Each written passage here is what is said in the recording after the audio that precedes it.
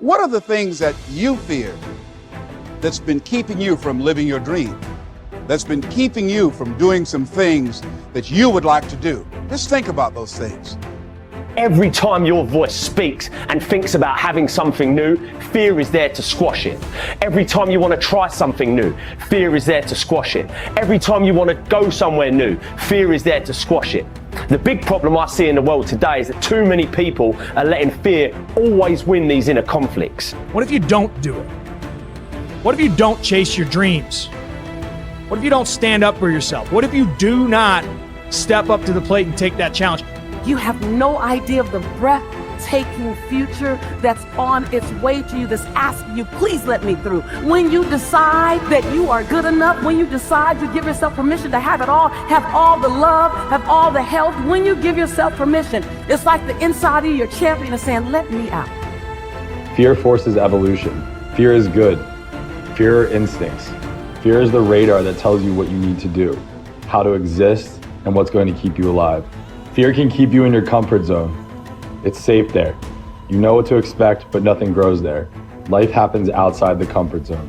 So let's look at how we can begin to take some steps to restructure that fear, to begin to expand our visions of ourselves, to begin to increase our self-esteem. Webster said that self-esteem means confidence and satisfaction in oneself.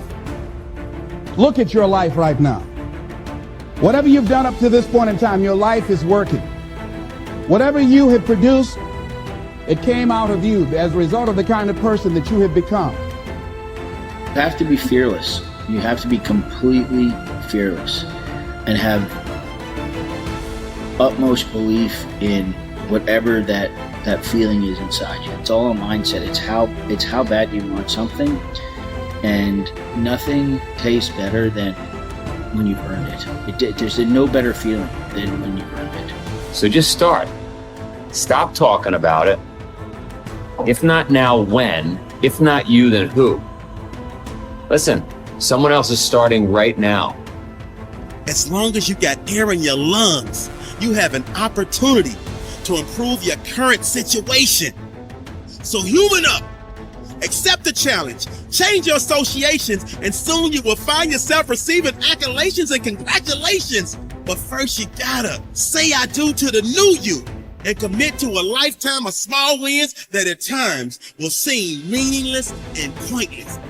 Are you in a position to quit? Or are you in a position to go harder?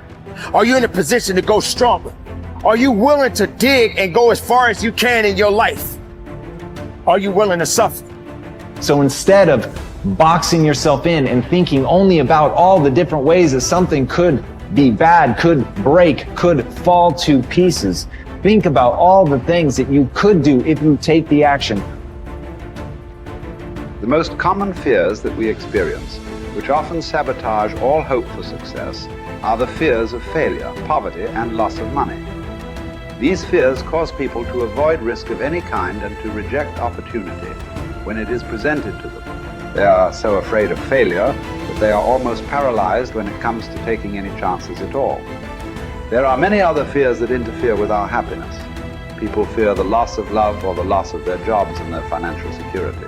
People fear embarrassment or ridicule. People fear rejection and criticism of any kind. People fear the loss of respect or esteem of others. These and many other fears hold us back throughout life. The most common reaction in a fear situation is the attitude of, I can't. This is the fear of failure and loss that stops us from taking action. It is experienced physically, starting in the solar plexus. When people are really afraid, their mouth and throat go dry, their heart starts pounding. Sometimes they breathe shallowly and their stomach churns. Often they feel like getting up and running to the bathroom. These are all physical manifestations of the inhibitive negative habit pattern, which we all experience from time to time. Whenever a person is in the grip of fear, he feels like a deer caught in the headlights of a car. This fear paralyzes action. It often shuts down the brain and causes the individual to revert to the fight or flight reaction. Fear is a terrible emotion that undermines our happiness and can hold us back throughout our lives. Fear makes come true that which one is afraid of. Now, even if it only comes true in the imagination, we must experience the tortures of that which we fear. Tortures often as not worse than those if what we feared actually came to pass physically in our lives. It's why the old line, "A coward dies 1,000 deaths, a brave man dies but once," is really true. Fear makes come true that which one is afraid of. If fear of something is held long enough, it may well bring on that which we fear, but it really doesn't make much difference because experiencing the fear is the same thing. That is, as far as our mind and body are concerned, it's actually happening over and over again, doing its inevitable damage to our physical bodies. Ralph Waldo Emerson said that fear is ignorance. Whenever we're afraid of something, I don't mean the perfectly natural, normal fears that work to keep us alive, but the gnawing, unreasoning, illogical, and neurotic fear of something. It's only because we don't know the real truth about it. If we did, the fear would vanish. That would include a neurotic fear of death, the fear that we are not liked or loved, and so forth. I think the thing to remember here is that when we fear something, it takes its toll on our mind and body just as if that which we fear had in fact come to pass. And we can bring to pass that which we fear. If you want to change attitudes, start with a change in behavior. In other words, begin to act the part as well as you can of the person you would rather be, the person you most want to become. Gradually, the old fearful person will fade away. Dr. Frankl learned that by controlling his attitude, the concentration camp fell away. His mind was free to roam where he wanted it to roam, think about what he wanted it to think about. It was as free as the birds, freer really, for it could fly to the ends of the earth, to the ends of imagination in an instant. And so can yours. And so can mine. You need large amounts of self-discipline to deal courageously with all the fear-inducing events of your life.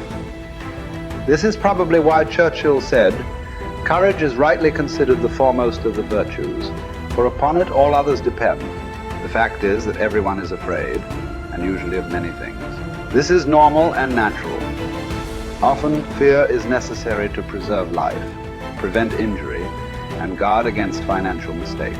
So if everyone is afraid, what is the difference between the brave person and the coward? The only difference is that the brave person disciplines himself to confront, deal with, and act in spite of the fear. In contrast, the coward allows himself to be dominated and controlled by the fear. Someone once said that with regard to warfare, although it applies to any situation, the difference between the hero and the coward is that the hero sticks in there 5 minutes longer.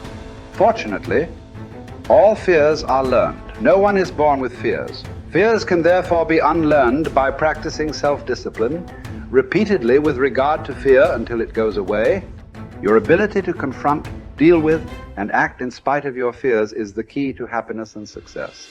One of the best exercises you can practice is to identify a person or situation in your life of which you are afraid and resolve to deal with that fear situation immediately. Do not allow it to make you unhappy for another minute. Resolve to confront the situation or person and put the fear behind you. The only way to deal with the fear is to address it head on. Remind yourself that denial is not a river in Egypt. The natural tendency of many people is to deny that they have a problem caused by fear of some kind. They're afraid of confronting it. In turn, it becomes a major source of stress, unhappiness, and psychosomatic illness. Be willing to deal with the situation or person directly. As Shakespeare said, take arms against a sea of troubles, and in so doing, end them. The companion of fear is worry. Like twin sisters, fear and worry go around together. Mark Twain once wrote, "I have worried about a lot of things in life, and most of them never happen." So if you want to do something, if you've thought about something you want to do, take it head on. Decide that you're going to start looking at it, start doing research on it, start tackling it, start becoming involved in whatever and wherever it might lead you to begin to explore the possibilities in that particular thing that you're seeking so that you can begin to learn all you can about it. Decide that you're going to face it, that whatever shortcomings you have, that you're going to strengthen yourself there. Whatever training that's required, that you're going to go get that training, that you're going to get started right now.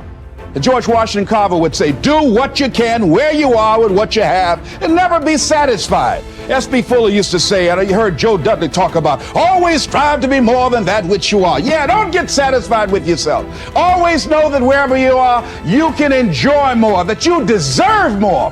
But most people, you know what they do? Most people go through life quietly and safely, tiptoeing to an early grave. Find out what it is you want and go after it as if your life depends on it. Why? Because it does.